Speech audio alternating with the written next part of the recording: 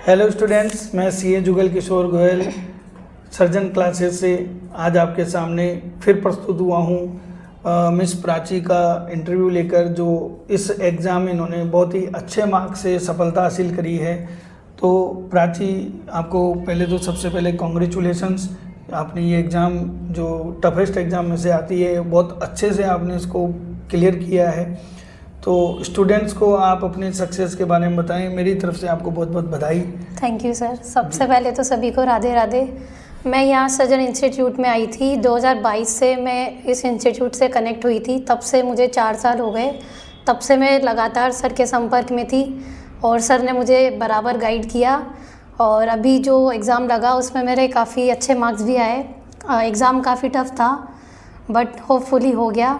जो भी बच्चे फर्स्ट ग्रेड की तैयारी कर रहे हैं उनको मैं यही बोलना चाहूँगी कि जो भी आप कंटेंट है उसको मतलब थोड़ा रखें। ऐसा नहीं कि आप अलग अलग जगह से जाके ये भी पढ़ ली, ये भी बुक ले ली, ये भी ले ली। आपको कंटेंट सिर्फ वही रखना है, उसी को मल्टीपल टाइम रिवाइज़ करना है। जितना आप रिवाइज़ करेंगे उतना ही आपको बेनिफिट बाद में मिलेगा। एट द एंड होता है क्या है, जब आपकी एग्ज़ाम डेट आती है आपके पास इतना मटेरियल इकट्ठा हो जाता है कि आपको समझ ही नहीं आता हम क्या तो पढ़ें और क्या छोड़ें। सबसे पहली गलती जो बच्चे करते हैं, अलग अलग बुक्स को लाते हैं, वो आपको नहीं करना है। दूसरी चीज़, आपको सबसे ज़्यादा रिवीजन करना है। और रही फर्स्ट पेपर की बात, फर्स्ट पेपर में लगभग 11 सब्जेक्ट हैं। तो 11 सब्जेक्ट में से आप एक भी सब्जेक्ट को छोड़ नहीं सकते हैं, क्योंकि इस बार ना आरपीएससी का पैटर्न पूरा चेंज हो चुका था। तो मतलब ऐसा था कि स्कूल मैनेजमेंट से पहले 10 क्वेश्चन आते थे। इस बार आरपीएससी ने गेम खेल दिया, उससे सिर्फ 5 ही क्वेश्चन दिए। तो बच्चों का पूरा वेरिएशन बिगड़ गया उस चक्कर में। तो एक भी सब्जेक्ट को आपको छोड़ना नहीं है, क्योंकि अगर मान के चलिए 11 सब्जेक्ट तो हर सब्जेक्ट से 5 ही क्वेश्चन आने हैं। और अब इस बार पता नहीं कि आरपीएससी वाले क्या गेम खेल जाएं। तो मेरा सबको यही मैसेज है कि ना फर्स्ट पेपर पे ज़्यादा ध्यान देना है और एक भी सब्जेक्ट को आपको छोड़ना नहीं है। हाँ, अगर आपको लगता है कि ये हमसे नहीं हो रहा है तो उसको ऊपर ऊपर से तो पढ़ना ही है। ये मैंने अपनी स्टडी के दौरान किया था और मैं बराबर सर के टच में रही थी। सर ने मुझे गाइड किया कि क्या मुझे करना है, कैसे मुझे पढ़ना है, क्या चीज़ें मुझे नहीं करनी है। तो मैं सर्जन इंस्टीट्यूट को बहुत बहुत धन्यवाद करती हूँ और मैं इस चीज़ के लिए ज़िंदगी भर ऋणी रहूँगी। Thank you. तो प्राची, ये बताओ, आपने स्टूडेंट्स को ये तो बता दिया कि आपको सारी सब्जेक्ट पढ़नी है। सबसे बड़ी प्रॉब्लम तो स्टूडेंट की यही है कि उनको जब वो सारी सब्जेक्ट पढ़ते हैं, क्योंकि मैं तो एज ए टीचर मैं अपने अनुभव भी बता देता हूँ कि मेरे पास स्टूडेंट आते हैं, सर हम आपका सेकंड पेपर पढ़ रहे हैं, हम आपकी बीओ पढ़ रहे हैं तो फर्स्ट पेपर छूट रहा है, फर्स्ट पढ़ रहे हैं तो सेकंड छूट रहा है, और आप कह रहे हो कि उनको सारा पढ़ना है। तो बेसिक रोल जो मुझे लग रहा है कि how they can manage their time, I want to understand and student also understand that time management हम कैसे करें, उसको आपने कैसे मैनेज किया, आपको क्या मतलब तरीका मिला। देखिए, हमारी गाइडेंस थी वो आप तक थी, आपको मालूम है, मुझे मालूम है, पर स्टूडेंट जानना चाह रहे हैं कि आपने टाइम मैनेजमेंट कैसे किया। ये बहुत बड़ा क्वेश्चन रहता है स्टूडेंट्स का। देखिए सर, जो साइंस होती है सबसे ज़्यादा टाइम जो कंज्यूम करते हैं वो है साइंस, इंग्लिश, मैथ्स और साइकोलॉजी। तो इन सब्जेक्ट को आपको पहले करना है। हिस्ट्री ऐसा सब्जेक्ट होता है, अगर आप एग्ज़ाम से 3 महीने पहले भी उसको अगर पढ़ना स्टार्ट करेंगे ना तो आप हिस्ट्री को कवर कर सकते हैं। बट जैसे साइंस हो गया, इसके अलावा इंग्लिश हो गई और साइकोलॉजी हो गई, ये सब्जेक्ट ऐसे हैं जो टाइम कंज्यूम करते हैं। और रहा स्कूल मैनेजमेंट जो सब्जेक्ट होता है और साइकोलॉजी और एक हिंदी, ये 3 सब्जेक्ट ऐसे हैं जिनसे आपका एक भी क्वेश्चन अगर आप अच्छे से पढ़ते हैं तो गलत नहीं होगा। ये आपको काफ़ी हेल्प करते हैं कि आप अच्छे से मतलब क्वालिफाई कर सकते हैं। बाकी रही बात ज्योग्राफी हो गई, जब मैं पढ़ती थी तो मैं क्या करती थी ना, 7:30 बजे मेरी क्लास होती थी सर यहाँ पे सृजन इंस्टीट्यूट में। तो मैं ये दिमाग में लेके चलती थी कि मुझे 2 सब्जेक्ट ना पहले ही कंप्लीट करके आने हैं। तो मैं 5 बजे उठ के 5 से 7 बजे तक 2 सब्जेक्ट ज्योग्राफी और इसके अलावा ये पॉलिटी, ये 2 सब्जेक्ट मैं पढ़ के जाती थी। रही टाइम मैनेजमेंट की बात, तो उसके बाद 7:30 से 12:30 क्लास होती थी। उसके बाद मैं जैसे ही आती थी 1 घंटा आके सोती थी, उसके बाद मैं वापस से फर्स्ट पेपर उठाती थी। और फर्स्ट पेपर के लिए जैसे 11 सब्जेक्ट हैं तो आप लोग, मैं टारगेट लेके चलती थी 7 दिन। तो जैसे स्कूल मैनेजमेंट एक सब्जेक्ट मैंने उठाया तो मैं उसमें 360 डिग्री पूरा घूम जाती थी कि मुझे इसमें कहीं से भी क्वेश्चन आ जाए तो मेरा बाहर नहीं जाना चाहिए। तो मैं 7 दिन तक पूरा उसी सब्जेक्ट को पढ़ती थी। तो मैं पूरे 7-7 दिन के ऐसे टारगेट बनाती थी। उस चक्कर में मुझे फिर अलग से कुछ पढ़ना नहीं पड़ता था। फिर मेरा जब नेक्स्ट टर्न आता था, नेक्स्ट स्टेप होता था, तो मैं उसमें से रिवाइज़ करती थी और मैं ये देखती थी कि क्वेश्चंस कैसे आ रहे हैं। और दूसरी चीज़, जितने भी 2023 से लेकर 24 तक जो एग्ज़ाम लगे हैं, चाहे वो सेकंड ग्रेड लगा हो, चाहे वो ARO लगा हो, चाहे वो ASO का लगा हो, चाहे वो पटवारी का लगा हो, मैं इनमें ये देखती थी कि मेरे टॉपिक्स से कौन सा क्वेश्चन यहाँ से पुटअप हो रहा है, तो मैं उस क्वेश्चंस को राइट डाउन कर लेती थी। तो उससे भी मुझे काफ़ी बेनिफिट मिला कि RPSC क्वेश्चंस कैसे पूछ रही है। तो प्राची, इसमें जैसे आपने कहा कि हमने फर्स्ट पेपर का एक सब्जेक्ट उठाया, हाँ। और मैंने 7 डेज उसको कंटिन्यू किया, प्लस आप क्लास भी ज्वाइन करते थे और हाँ। आप ऑफलाइन स्टूडेंट थे, तो आपको यहाँ पूरा क्लासेस भी लेते थे। फिर क्या आपको वो सेकंड जो पेपर था उसके जो हमने पढ़ाया क्लास में, क्या उसको रिवाइज करने के लिए वहाँ थोड़ा टाइम देते थे, या क्या रहता था कि आप क्लास में इस तरीके से पढ़ लेते थे? क्या आपने उस दौरान फर्स्ट के साथ सेकंड को कैसे मैनेज किया, ये थोड़ा सा बच्चों को बताइए आप। अकाउंट्स की अगर मैं बात करूं तो मनीष सर का जो कंटेंट है वो इतना क्लियर कट है कि मतलब वो क्लास में ही बच्चों को इतनी बार रिवाइज करा देते हैं कि बच्चों को मतलब घर पे जाने का रिवीजन करने का कोई सेंस भी नहीं बनता है मेरे हिसाब से। तो मैं सिर्फ प्रैक्टिकल करती थी सर के, जो पार्टनरशिप हो गया या कंपनी वाला जो टॉपिक हो गया उससे। बाकी और जैसे खंडेलवाल सर हैं जो इकोनॉमिक्स पढ़ाते हैं, वो भी काफ़ी बहुत अच्छा उन्होंने पढ़ाया, तो उसमें भी मतलब वो क्लास में उनकी बहुत अच्छी चीज़ थी, वो क्लास में बच्चों से क्वेश्चंस मतलब वो होमवर्क देते थे कि मैं कल तुम सबसे पूछूंगा, ये तुम्हें लर्न करके आना है। तो एक वो उससे बच्चों को क्यूरियोसिटी होती थी कि वो लर्न करना है। तो इतना मतलब टीचर भी इतना नहीं पढ़ा पाते हैं कि बच्चा भी एकदम से इतना सब एक साथ कवर कर ले। और BO में सर आप जो पढ़ाते हैं, मतलब आप 2 पेज से ज़्यादा मुझे नहीं लगता पढ़ाते हैं, तो बच्चा आराम से इजीली पढ़ सकता है। बच्चों को लगता है कि शिकायत रहती है कि जुगल सर ना बहुत धीरे पढ़ा रहे हैं, बट वो इतना पढ़ाते हैं कि आप आराम से मतलब 2 पेज तो इंसान जाके पढ़ ही सकता है। हाँ, ये तो है। मैं बहुत ज़्यादा स्पीड नहीं पढ़ाता क्योंकि मेरी सब्जेक्ट थ्योरी सब्जेक्ट है, और मैं स्पीड में जाता हूँ तो बच्चों का उसमें इंटरेस्ट ख़त्म हो जाता है। तो हम लोग कोशिश यही करते हैं कि भाई कहानी कैसे भी करके। मेरे पास बहुत स्टूडेंट के फ़ोन आते हैं, सर आपकी क्लास सुननी हमको याद है। तो नटसेल में बात ये है कि आप ये कहना चाह रहे हैं कि सेकंड पेपर में स्टूडेंट जो हमारे कंटेंट पढ़ रहे हैं उसके अलावा वो कहीं कुछ ना पढ़े। हाँ। तो उनको ट्रस्ट कैसे होगा इस बात पे? वो कैसे ट्रस्ट कर लिया हमारे ऊपर? सर इतना बड़ा एग्जाम्पल मैं हूँ, मैंने सृजन इंस्टीट्यूट के अलावा कोई भी कंटेंट अलग से नहीं खरीदा है। मैंने जो यहाँ पे नोट्स थे ना सर, उन्हीं को मल्टीपल टाइम रिवाइज़ किया था, और मेरी थ्योरी इतनी अच्छी हो चुकी थी कि जब एग्ज़ाम डेट आई थी ना, तब उससे मैंने 2 महीने पहले ही सेकंड पेपर को टच करना छोड़ दिया था। उन नोट्स में आपको ऐसी क्या स्पेशलिटी लगी कि आपको ट्रस्ट बिल्टअप हो गया? आपको ऐसा क्या लगा कि भाई ये नोट्स इनसफिशिएंट है? जैसे मैं मेरी सब्जेक्ट की बात करता हूँ, एक टॉपिक आता है कैपिटल मार्केट, और कैपिटल मार्केट में CA फाइनल के स्टूडेंट्स को भी पढ़ाता हूँ। CA फाइनल में एक ऑप्शनल सब्जेक्ट आती है कैपिटल मार्केट, वहाँ अगर हम देखेंगे तो वो एक पर्टिकुलर चैप्टर 700 पेज की वहाँ पे एक बुक है। तो हमें कहीं ना कहीं कंटेंट को शॉर्ट करना पड़ता है, हम कंटेंट शॉर्ट भी करते हैं, बच्चों को पढ़ाते हैं। तो आपको ऐसा नहीं लगा कि ये कम है या ये ज़्यादा है? तो आपने कैसे उसको जज कर लिया कि सर ने जो पढ़ाया वो फिट एंड फाइन है? सर मैंने लास्ट ईयर के पेपर्स देखे, फिर मैंने आपकी थ्योरी देखी, मनीष सर की थ्योरी देखी, और इकोनॉमिक्स वाले सर की थ्योरी, तो मैंने देखा उनसे क्वेश्चन बाहर ही नहीं थे।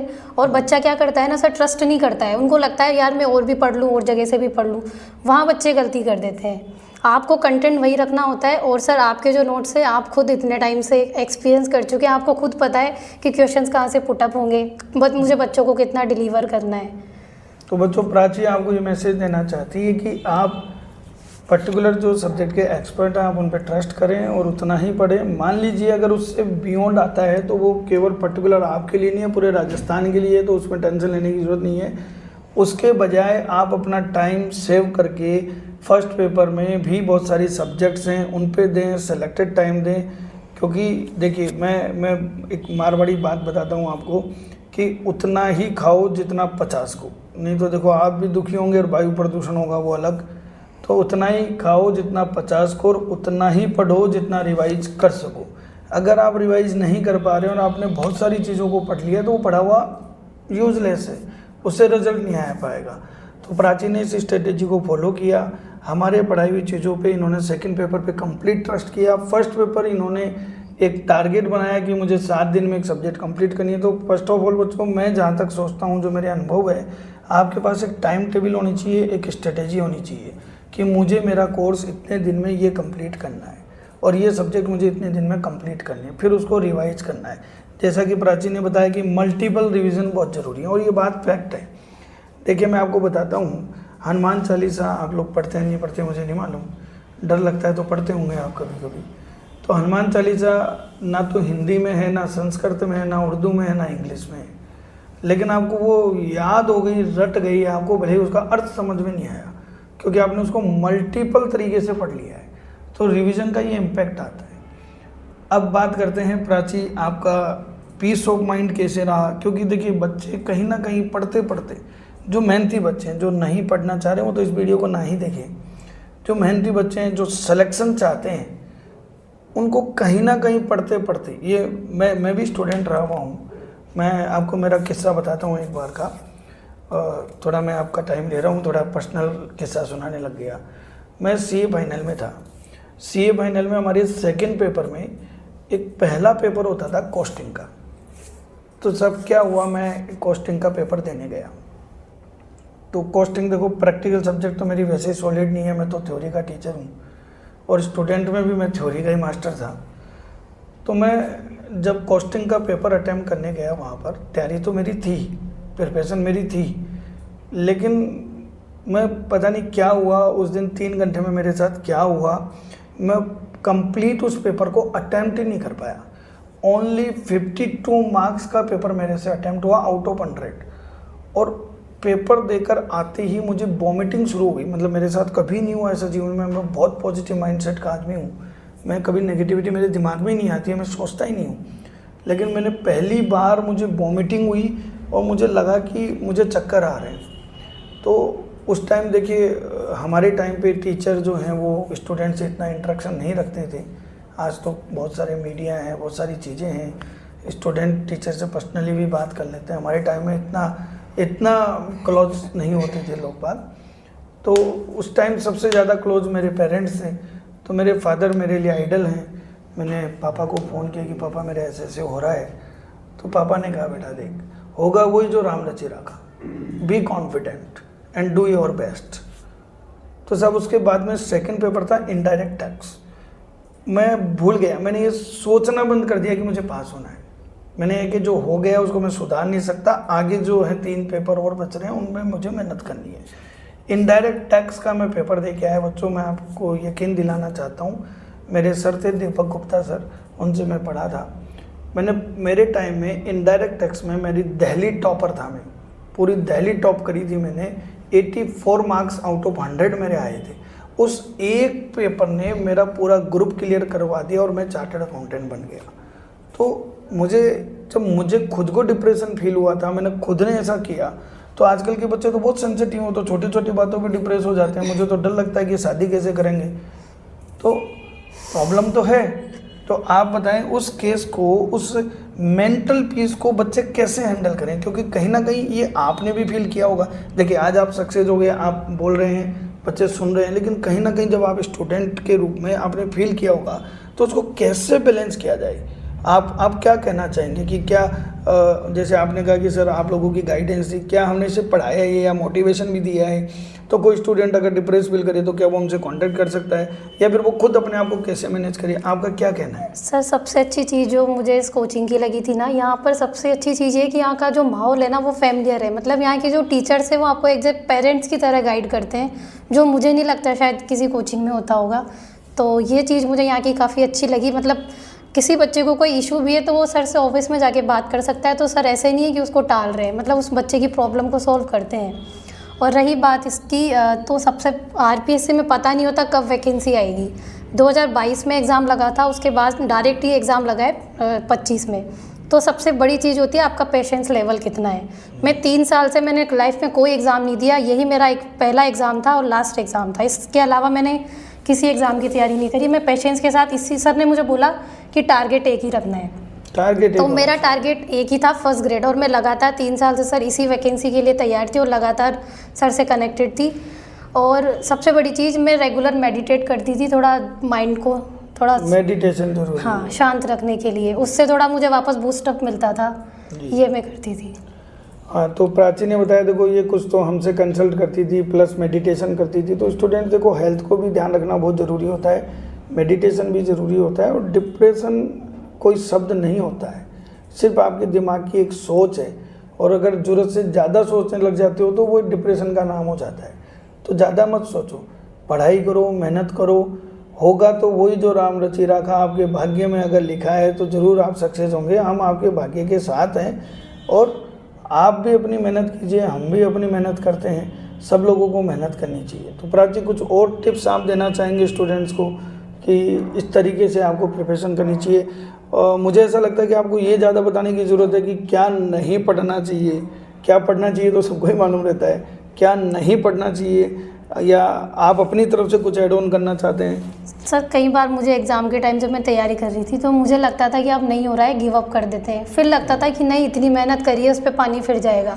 फिर एक तरफ मैं अपनी फैमिली को भी देखती थी कि उन्होंने मतलब ट्रस्ट करके यहाँ रख रखा है, पेरेंट्स आप पे इतना पैसा खर्च करते हैं, तो ये सब मेरे दिमाग में चलता था। तो जो भी फर्स्ट ग्रेड की तैयारी कर रहे हैं, मैं यही बोलूँगी आप पेशेंस ना खोएं और कंटिन्यू रखें अपने आप को। एक दिन भी अपना वेस्ट ना करें, चाहे आप 1 घंटा ही पढ़ें, पर पढ़े ज़रूर। जब आप ट्रैक से हट जाते हैं ना सर पढ़ाई के, तो फिर वापस से उसको ट्रैक को आप पकड़ नहीं पाते हैं। चाहे अगर आप कहीं बिजी भी हैं, कहीं भी है तो ऑनलाइन वीडियो सुन ले। मैं कहीं जाती थी ना सर, तो मैंने मतलब यूट्यूब चला के मैं उस पर अपने फर्स्ट ग्रेड का ही कुछ ना कुछ देखती रहती थी कि जिससे मेरे को, अगर मैं रात में सोती थी ना तो मुझे ये फील होता था कि नहीं, आज मैंने टाइम वेस्ट नहीं किया। जब भी आप रात को सोने जाते हैं ना तो आपके दिमाग में ये होना चाहिए कि नहीं, आज मैंने टाइम वेस्ट नहीं किया, आज कुछ तो पढ़ा है। तो ये चीज़ ना आपको डेली की डेली पॉजिटिविटी देगी अंदर से। और वही पहली चीज़ आपको ये जो नहीं करना है वो मैं बताऊंगी। एक तो ज़्यादा कंटेंट इकट्ठा नहीं करना है, आपके पास जो है उसी को आपको मल्टीपल टाइम रिवाइज करना है। और करंट अफेयर्स के लिए बच्चे कंफ्यूज होते हैं सर, तो वो क्या करते हैं ना, न्यूज़पेपर लेके बैठ जाते हैं, तो उसी में आपका 1 घंटा चला जाता है, लैक ऑफ गाइडेंस। हाँ, तो फर्स्ट ग्रेड में सर सिलेबस इतना होता है ना कि आप टाइम मैनेजमेंट नहीं कर पाते।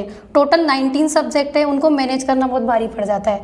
तो करंट अफेयर्स के लिए आपको ये करना है कि जब आपकी एग्ज़ाम डेट हो उससे 3 महीने पहले बुक्स आती हैं, उन्हीं को मैंने तो विनोद स्वामी पढ़ा था, तो उससे मेरे करंट के 5-6 क्वेश्चन बैठ गए थे। तो आप ना न्यूज़पेपर के चक्कर में ना पढ़े, क्योंकि टाइम इतना है नहीं और आपको समझ भी नहीं आएगा उसमें से क्या तो लेना है क्या छोड़ना है।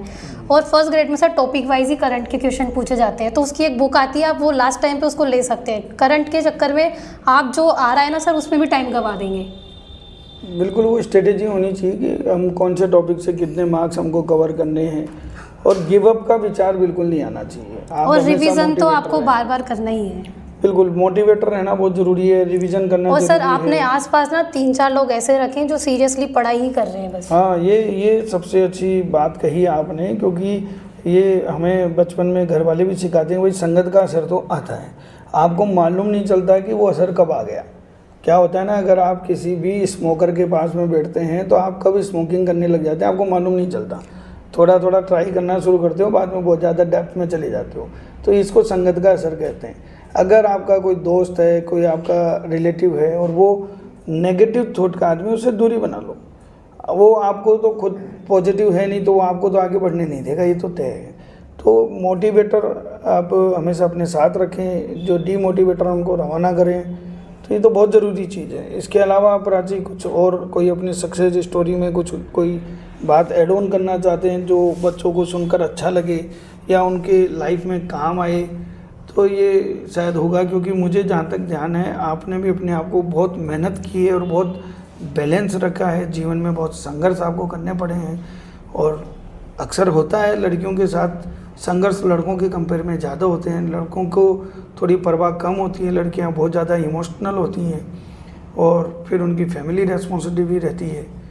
तो मैं लड़कों को डिमोटिवेट नहीं कर रहा हूँ कि लड़के लापरवाह होते हैं, ऐसा नहीं है, उनका भी एक जीवन है, उनको भी बहुत टेंशन होती है।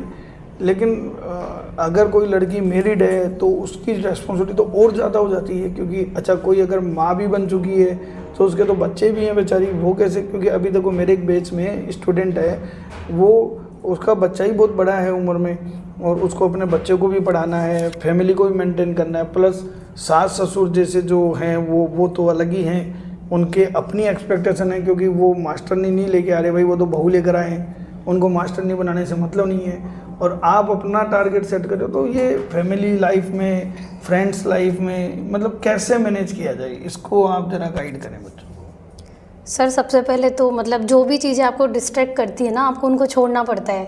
गिव अप करना पड़ेगा, बिल्कुल। मतलब कुछ भी आपके साथ लाइफ में चल रहा है ना, तो आपको ये सोचना है कि नहीं मेरा टारगेट है, इस पे मुझे ध्यान रखना ही है। कैसे कुछ भी चीज़ें मतलब चल रही है साथ में लाइफ के, उनको इग्नोर ही करना है। बिल्कुल, अर्जुन के जैसे चिड़िया की तरफ भी ध्यान रखना है, उसकी आँख की तरफ भी ध्यान रखना है। मतलब सर मैंने ये किया था, जब भी मतलब जब एग्ज़ाम डेट आई थी तब मेरे को ऐसा लगता था कि बस मेरा 1 मिनट भी वेस्ट ना हो। बिल्कुल बिल्कुल। जो भी आप मुझे लगता था कि आज ये एग्ज़ाम लगा है, तो मैं उस एग्ज़ाम को मतलब उसका PDF निकाल के उसके क्वेश्चंस देखती थी। मतलब मैंने पढ़ाई से रिलेटेड मैं जुड़ी ही रही। और इस बार का जो एग्ज़ाम लगा था वो इजी भी नहीं था। हाँ मतलब बिल्कुल इजी नहीं था। ये सब कोई अगर ये सिलेक्शन हो जाता है वो कहता है कि एग्ज़ाम बहुत इजी था, आपका नहीं हुआ, तो ये ऐसा नहीं है। एग्ज़ाम कभी इजी नहीं होते और एग्ज़ाम कभी टफ भी नहीं होते। बहुत सारे स्टूडेंट हमारे यहाँ सेकंड पेपर में बहुत अच्छे मार्क्स लेके आए, लेकिन फर्स्ट पेपर की वजह से सेलेक्ट नहीं हुए। तो इसका मतलब ये नहीं है कि वो इंटेलिजेंट नहीं थे या वो पढ़ते नहीं थे, उनकी प्लानिंग प्रॉपर नहीं हो पाई। प्लानिंग प्रॉपर क्यों नहीं हो पाई? क्योंकि उन्होंने सेकंड में खूब अच्छा कर लिया, ऑलरेडी अच्छा था उसको और अच्छा कर लिया, फर्स्ट पेपर पे फोकस नहीं किया, और अगर किया तो वो कंफ्यूज होते रहे क्या पढ़ें क्या नहीं पढ़ें। जैसे प्राची ने बताया कि वो न्यूज़पेपर पढ़ रहे हैं, तो न्यूज़पेपर पढ़ना गलत नहीं है, लेकिन न्यूज़पेपर में इतने कंटेंट है, आपका कौन सा काम का है ये आप कैसे आइडेंटिफाई करेंगे? इसके लिए आपके पास एक गाइडर होना चाहिए, आपको मालूम होना चाहिए कि कौन सी बुक पढ़नी है, कौन सी नहीं पढ़नी है। तो इस तरीके की आप स्ट्रेटेजी आपको बनानी चाहिए। इसके अलावा प्राची मेरे कुछ अनुभव ऐसे भी रहे हैं कि स्टूडेंट ने आके बताए मुझे तो कि उनकी पूरी तैयारी थी, बी कॉन्फिडेंट थे, प्लानिंग भी अच्छी थी, लेकिन जो 3 मैजिकल आवर्स होते हैं वहाँ पे 3 घंटे, वहाँ पे वो अपने आप को नर्वस फील करते हैं, डिप्रेस फील करते हैं। कुछ तो ऐसे भी स्टूडेंट हैं बताओ जिन्होंने ई ऑप्शन का जो गोला है वो भर के नहीं आए, कुछ ने गोले गलत भर दिए। तो ये जो एग्ज़ाम फोबिया कहते हैं इसको, तो ऐसा क्यों हुआ और क्यों होता है और उसको कैसे मैनेज किया जाए ये आप बताएं, क्योंकि ये अनुभव तो आप ही दे सकते हैं। मैं तो एज ए टीचर मैं तो एग्ज़ाम देने जाता नहीं हूँ, जब देनी थी तब मैंने दे ली, अब हो गई पुरानी बात, मेरी तो दाढ़ी सफ़ेद हो गई, अब नए कंसेप्ट आ गए। तो आप सर एग्ज़ाम को जब 2 महीने बचे थे तब मैं मनी सर के पास आई थी, तो मैं सर को बोल रही थी कि सर मेरे माइंड में ना अब कुछ नया जा नहीं रहा है। तो सर ने मुझे यही बोला था कि बेटा पढ़ाई जो होती है ना वो आप इतने सालों से जो कर रहे हो वही काम में आती है। एंड टाइम पे आप क्या ही कर लोगे 2 दिन में या 3 दिन में या 1 मंथ में, मतलब जो आपकी पढ़ाई होती है ना सर वो मतलब इतने टाइम से जो आप कर रहे हो ना वही काम में आती है। सिर्फ लास्ट के जो 2 महीने होते हैं वो सिर्फ रिविज़न के होते हैं। वो रिविज़न के होते हैं। नहीं, मेरा क्वेश्चन ये नहीं था, मेरा क्वेश्चन ये था कि वो जो 3 घंटे हैं उसको मतलब हमारे वाइब्रेशन जो है वो पॉजिटिव रहे, हम घबराएं नहीं, और जो हमने पढ़ा है उसको हम फोकस कर पाएँ ताकि मेरा आउटपुट अच्छा हो सके। तो वो जो 3 घंटे हैं उस 3 घंटे को कैसे मैनेज किया जाए, उसकी प्रैक्टिस कैसे हो? सर जैसे ग्रुप ए का जब एग्ज़ाम लगा था वो भी पेपर काफ़ी टफ आया था, तो उसको देख के मैं भी घबरा गई थी कि ना नहीं हो पाएगा क्वालिफाई। फिर मेरी सर से बात हुई तो सर ने बोला कि 100% होगा, बी पॉजिटिव। तो मतलब मेरे पास आसपास 3-4 लोग ऐसे थे जो मुझे पॉजिटिव वाइब्स देते थे। उसके बाद जब एग्ज़ाम था मैंने 3 दिन पहले से बुक्स को टच भी नहीं किया, मैंने पढ़ना छोड़ दिया था। बस मैं पेशेंस के साथ वही थोड़ा जाप वगैरह करती थी, मेडिटेट करती थी। तो जब एग्ज़ाम हुआ तो मैंने मतलब पहले तो शांति से पेपर को पढ़ा, फिर मैंने अपना पेपर करना स्टार्ट किया। और हाँ, सबसे बड़ी सर चीज़ हुई क्या, बच्चों ने क्या करा, जैसे 75 क्वेश्चंस आते हैं तो बच्चों को लगा, मतलब पहले आपको ये भी देखना पड़ता है कि एग्ज़ाम आया कैसे है, मॉडरेट आया है या इजी है या टफ आया है, किस टाइप का पेपर आया है। तो बच्चों ने क्या करा सर, जो उसमें 60 से ऊपर जाके क्वेश्चंस कर दिए। और मेरा जिन बच्चों से भी कांटेक्ट हुआ ना, जिन बच्चों ने भी 60 से ऊपर अटेम्प्ट किए हैं वो सब फेल हुए हैं। तो आप ये कहना चाह रहे हो कि जितना आपको अच्छे से आता है, जिसमें आप कॉन्फिडेंट हो वो अटेम्प्ट करें। हाँ, अगर उसमें आपका सिलेक्शन हो रहा है तो आगे गिव अप कर दो। तो प्राची, क्या आपको ऐसा लगता है कि जो हम लोग इस चीज़ को मैनेज करने के लिए मॉक टेस्ट सीरीज चलाते हैं, ऑलमोस्ट हम 10 मॉक टेस्ट लेते हैं, और हम यही चाहते हैं कि चाहे वो हमारा ऑनलाइन स्टूडेंट हो चाहे ऑफलाइन, वो हमारे यहाँ ऑफलाइन आए और हमारे सीट पे आके उसको एग्ज़ाम मान के उसको सॉल्व करें। तो क्या उससे कुछ हेल्प मिलती है बच्चों को वो 3 घंटे के मैजिक्स को हैंडल करने में? सर मेरा जो पर्सनल एक्सपीरियंस है, मुझे लगता है जो मॉक टेस्ट होते हैं ना, एक तरीके से तो मतलब ये मिथ होता है कि आप मॉक टेस्ट लगाओगे तो आप सेलेक्ट होगे। मॉक टेस्ट सिर्फ इसलिए होता है कि आप जो एग्ज़ाम में गलती करते हो वो ना हो। अगर वो आप ना हो। हाँ बस अगर आप थ्योरी को अच्छे से पढ़ते हो तो क्वेश्चन कैसा भी बन जाए आप आंसर दे पाओगे। ठीक बात है। वो वाली चीज़ हो जाती है। मॉक टेस्ट से इसलिए होता है कि आपका टाइम पीरियड कितना है। आप जैसे अभी इन्होंने ये सिस्टम कर दिया ई वाला, तो भी 168 बच्चे इस चक्कर में बाहर हो गए क्योंकि वो भर के ही नहीं आए। अगर उन्होंने मॉक टेस्ट दिया होता तो एटलीस्ट वो तो बचता। हाँ वो बच जाते, तो वो 168 बच्चे जो रेस से बाहर हुए हैं शायद वो भी इस दौड़ में आ जाते। और एक आपने कहा कि भाई 60 क्वेश्चंस आपके सही हो गए, फिर भी उसके ज़्यादा अटेम्प्ट हाँ। कर रहे हो, तो वो भी शायद मॉक टेस्ट में भी वो ये सब प्रैक्टिस कर सकते थे। मतलब ये आपको आना चाहिए कि हाँ मुझे इससे ज़्यादा अटेम्प्ट करने हैं या नहीं करने, या मुझे कहाँ जाके रुक जाना है। बात बिल्कुल सही है। तो देखिए आज आपने प्राची के साथ कुछ अपने अनुभव जो प्राची ने आपके साथ साझा किए आपने सुने, मैंने भी अपने अनुभव साझा किए। तो प्राची आपका स्टूडियो में आने के लिए बहुत बहुत धन्यवाद, और उम्मीद करते हैं बच्चों को जब भी हमसे कुछ गाइडेंस चाहिए तो वो हमें कांटेक्ट कर सकते हैं। Thank you. Thank you.